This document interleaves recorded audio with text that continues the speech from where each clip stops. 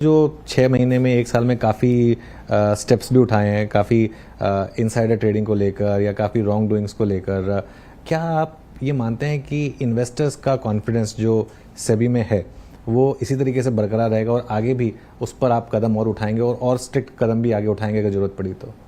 देखिए, वो सारे जो हमने कदम उठाए हैं वो हमारे रेगुलेशंस के मुताबिक हैं और उन रेगुलेशंस को करते हुए वो एक इम्प्लीमेंटेशन का इशू है और इसलिए उसमें इम्प्लीमेंटेशन में हमें और भी अच्छा काम करने की ज़रूरत है, क्योंकि जिस हिसाब से हमारी कॉम्प्लेक्सिटी हो रही है, जिस तरह से उस तरह से बहुत सारे जो नई चुनौतियां भी सामना हम करते हैं, उन चुनौतियों को सामना करने के लिए सेबी को सजग भी रहना पड़ता है, अपनी टेक्नोलॉजी को अपग्रेड करने की भी आवश्यकता है, जो कर रहे हैं और भी करने की ज़रूरत है।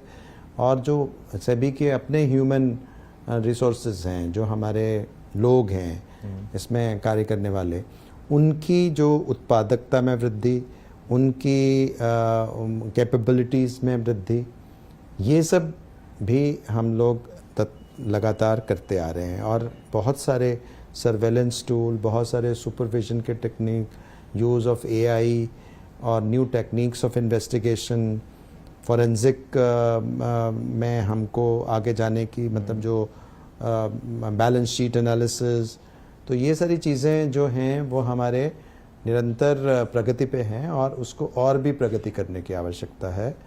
और मुझे लग रहा है कि मार्केट इंटीग्रिटी को मेंटेन करना हमारा मुख्य उद्देश्य है और उस उद्देश्य के लिए हमें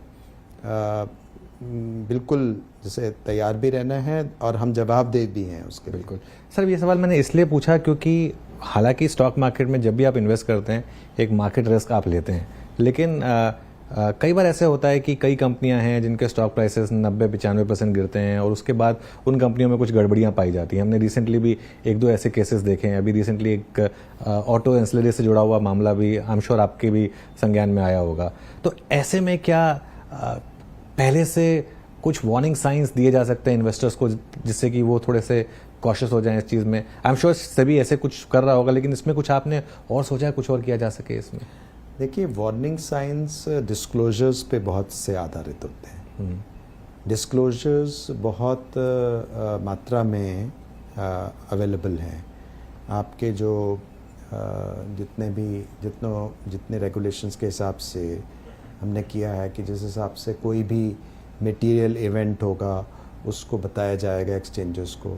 फिर हमने मटेरियलिटी पे भी हमने जारी किया है कि मटेरियल किसको मानेंगे, ताकि ऐसा ना हो कि मटेरियल इवेंट्स को मिस कर जाएं आप। तो उस पे भी हमने क्लैरिफिकेशन जारी किए। उसके बाद हमारे पास बोर्ड ऑफ डायरेक्टर्स हैं। बोर्ड ऑफ डायरेक्टर्स की अपनी जिम्मेदारियां हैं, उसमें इंडिपेंडेंट डायरेक्टर्स हैं, उनकी इंडिपेंडेंट डायरेक्टर्स की जिम्मेदारियां हैं। बहुत सी चीज़ें हैं जैसे रिलेटेड पार्टी ट्रांजैक्शंस हैं, वो सिर्फ उसको अप्रूव करने के लिए इंडिपेंडेंट डायरेक्टर्स ही होने ज़रूरी हैं। ऑडिट कमेटी है, एनआरसी है, जिसमें की मैनेजमेंट पर्सनल पे इशू उन पे उनकी जवाबदेही तय होती है। बिल्कुल।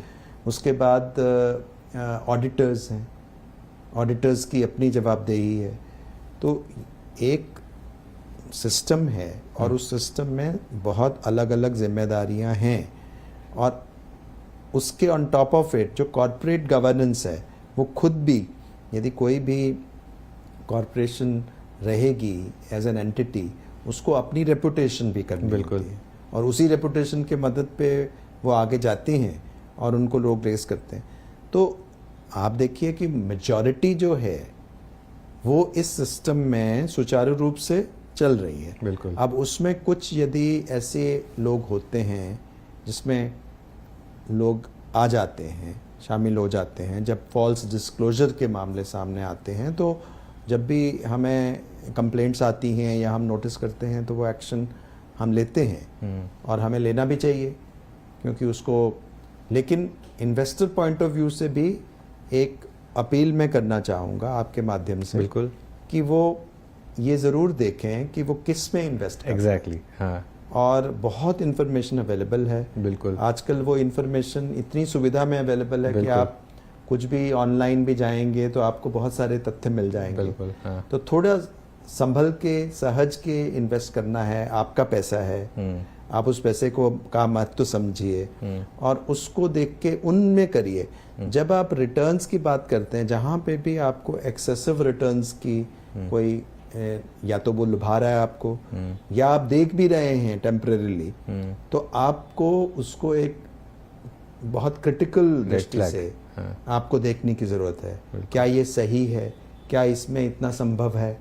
क्योंकि जहां कहीं भी बहुत ज़्यादा एक्सेसिव रिटर्न्स की बात लोगों ने की है, उन्होंने लोगों ने धोखा भी खाया है। बिल्कुल। तो ये जो आचरण है, जो मैं कहता हूँ इन्वेस्टिंग का आचरण है, एक तो वो थोड़ा लॉन्ग टर्म, उसमें टर्म भी होना चाहिए कि कैसे जा रही है, दूसरा वो होना चाहिए। हमारे तरफ से ये है कि फॉल्स डिस्क्लोजर्स को हम बहुत तीखी नज़र से देखना चाहेंगे। अब हम ये भी देखना चाहेंगे कि जो डिस्क्लोजर्स किए जा रहे हैं, और उस पर हम तुरंत कार्रवाई करने जा रहे हैं कि यदि आप डिस्क्लोजर्स करते हैं किसी कि हमको ये ऑर्डर मिल गया है या कहाँ से लिस्टेड कंपनी से किसी ने ये हमें दिया है, तो एक ऑटोमेटिक सिस्टम ऑफ चेकिंग, जिससे कि एक्सचेंजेस के थ्रू उन पे कंप्लायंस ऑफिसर्स को आपको मेल चले जाए कि आपकी कंपनी के विषय में किसी और कंपनी ने, लिस्टेड कंपनी ने ये घोषणा की है, और एक्सचेंजेस को बताया। क्योंकि कई बार वो लोग मॉनिटरिंग नहीं कर पाते हैं।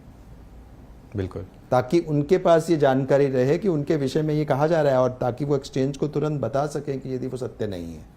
तो एक mutual cross checks and balances की भी आवश्यकता है। सेबी ने एक ग्रैन्युलर